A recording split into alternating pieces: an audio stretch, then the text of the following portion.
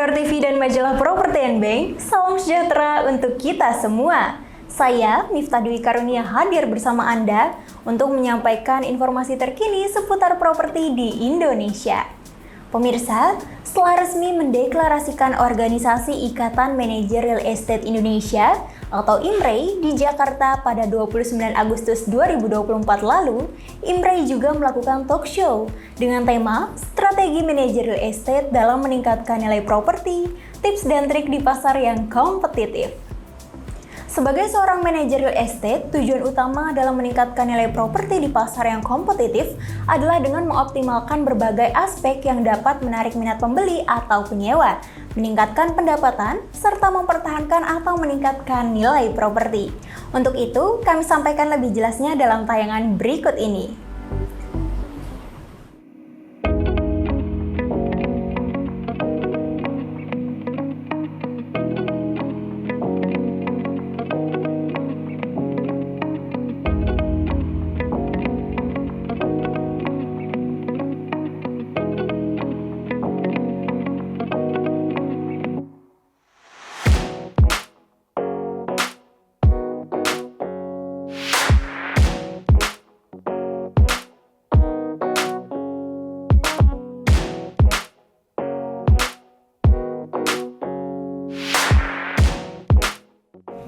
Mungkin nanti bisa lebih detail seperti apa sih IMREI itu manfaatnya, kan? Tugasnya nggak gampang gitu ya.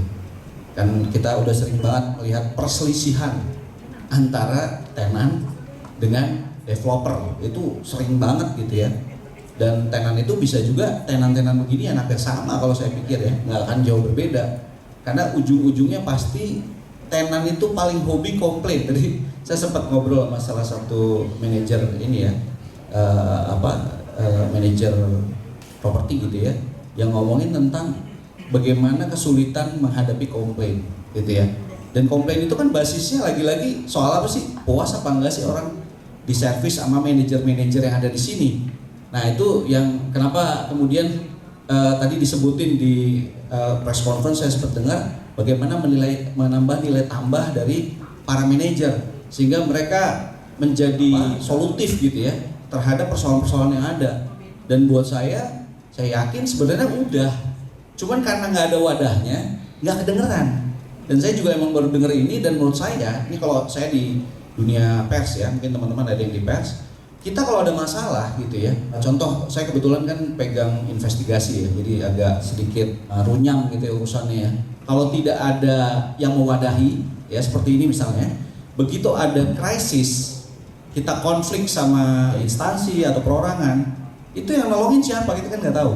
Tapi dengan adanya itu, kita punya Dewan Pers, kita ada AJI, kita ada banyak lah ya, PWI dan seterusnya. Itu menjadi bagian bridging. Nah ini kita IMREI ini juga salah satu fungsinya saya lihat ke depan akan seperti itu dan menjembatani ke pemerintah. Itu menurut saya luar biasa ya. Karena itu juga kemudian melebarkan opportunity jadinya, betul ya Pak Indra ya. Nih saya sebagai junior banget nih Pak, jauh nih. Kalau ngomongin properti saya nggak ada apa-apanya sebenarnya, tapi berbekal dari yang pernah saya alami waktu pegang properti dan juga kemudian kasus-kasus yang muncul waktu saya jadi jurnalis, saya melihatnya satu, tugas utama kita tuh cuma bikin orang puas semangat jadi gitu ya.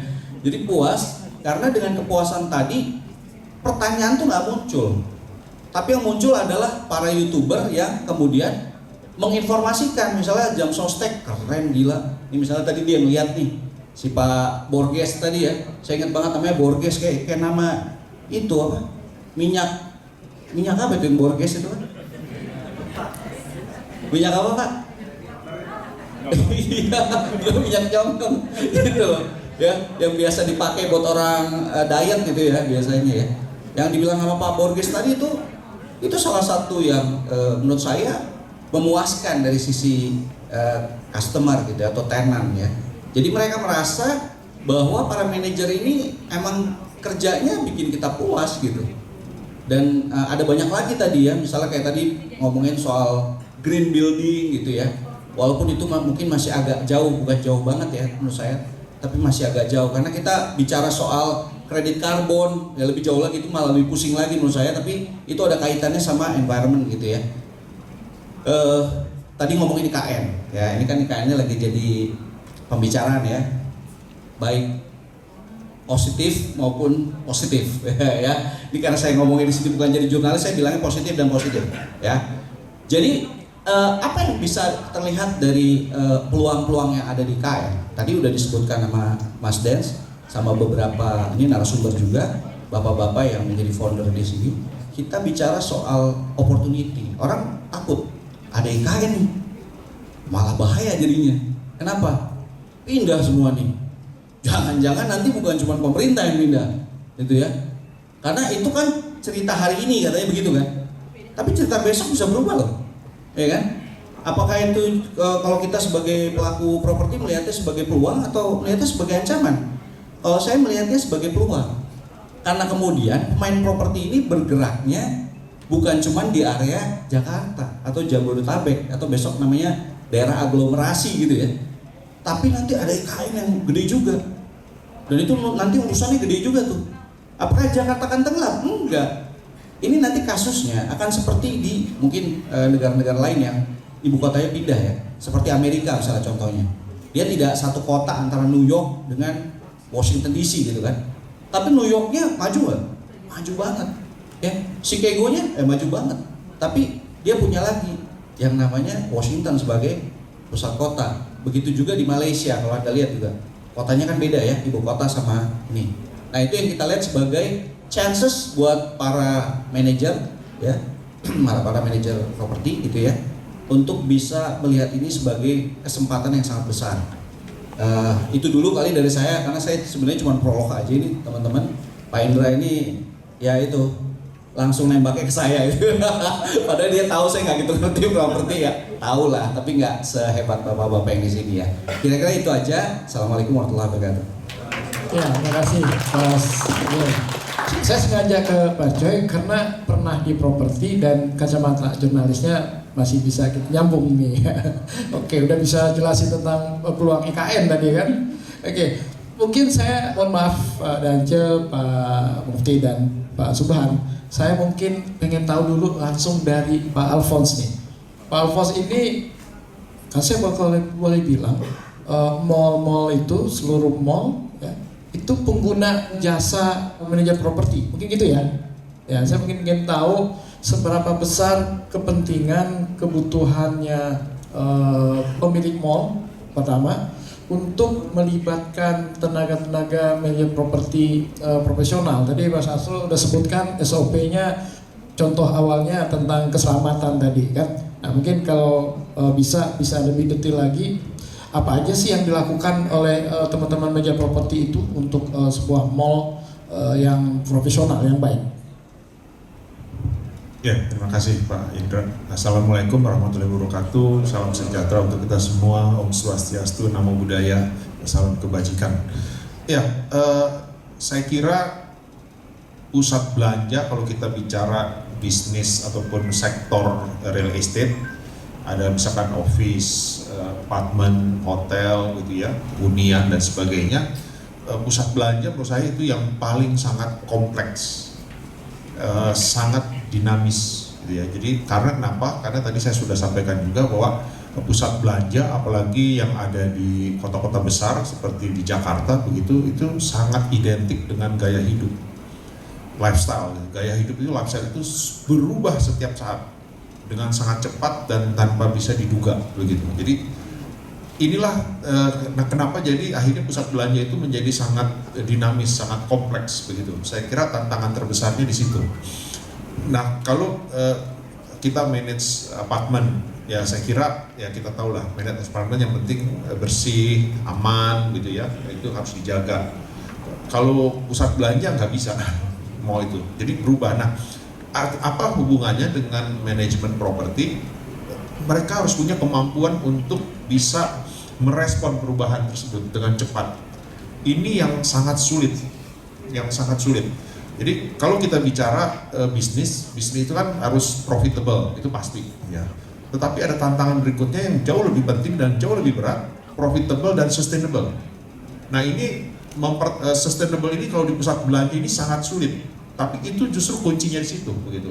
Contoh pada saat COVID itu kan merubah segala aspek kehidupan manusia di dunia, bukan hanya di Indonesia saja gitu loh. Nah itu kalau kita lihat sekarang di Jakarta ada pusat perbelanjaan yang ramai luar biasa, ada yang makin sepi juga gitu loh. Itu adalah teman-teman yang mallnya makin sepi, itu adalah teman-teman yang tidak bisa merespon perubahan tersebut begitu. Simpelnya begini saja, pada saat setelah PPKM dicabut, pada saat COVID itu relatif sudah terkendali, yang dicari oleh masyarakat pertama kali bukan belanja, karena belanja itu selama COVID sudah terfasilitasi dengan online. Jadi yang dicari pertama kali itu adalah berinteraksi sosial secara langsung dengan sesamanya seperti kita ini, yang bukan di dunia maya gitu. Itu yang dicari. Kebetulan di Indonesia tempat untuk berinteraksi sosial itu fasilitas publiknya mohon maaf masih sangat kurang, taman-taman juga kurang dan sebagainya, beda dengan di Australia, di Singapura dan sebagainya. Jadi di mana? Di pusat belanja kan nggak mungkin berinteraksi sosialnya di rumah sakit, di stasiun, di terminal kan nggak mungkin gitu.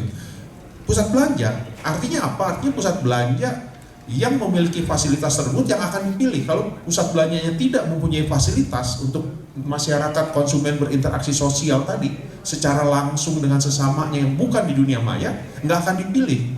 Itulah yang terjadi kenapa pusat belanja ada yang ramai sekali karena dia punya fasilitas tadi. Ada yang semakin sepi begitu. Nah maksudnya apa? Pengelola harus punya kemampuan untuk bisa mengidentifikasi masalah-masalah tersebut begitu. Ini yang sangat sulit. Jadi kemampuan ini yang sangat sulit. Kalau kemampuan kebersihan, keamanan, gitu ya, kenyamanan, saya kira teman-teman semua di sini udah ahlinya lah, lebih ahli dari saya gitu loh. Tetapi kemampuan untuk tadi, jadi kembali lagi pusat belanja butuh manajer properti management ini. Tetapi kalau pusat belanja ada tuntutan yang jauh lebih tinggi lagi. Tadi kemampuan tadi itu. Apalagi sekarang bukan hanya sekedar merespon perubahan, tetapi bagaimana justru melahirkan perubahan. Jadi kalau mau jadi leader di bidangnya, di sektor bisnisnya, harus bisa menciptakan, melahirkan perubahan terlebih dahulu sebelum perubahan itu terjadi. Nah ini saya kira tuntutan ini kan tadi sudah nggak ada sekolahnya gitu loh. Jadi akhirnya apa? Saya kira forum-forum organisasi seperti ini sangat penting buat teman-teman bisa mengasah kemampuan itu. Kalau kemampuan itu ada, saya rasa teman-teman pengelola ini itu bakal dicari oleh para owner pusat belanja, itu pasti dicari karena itu yang paling sulit.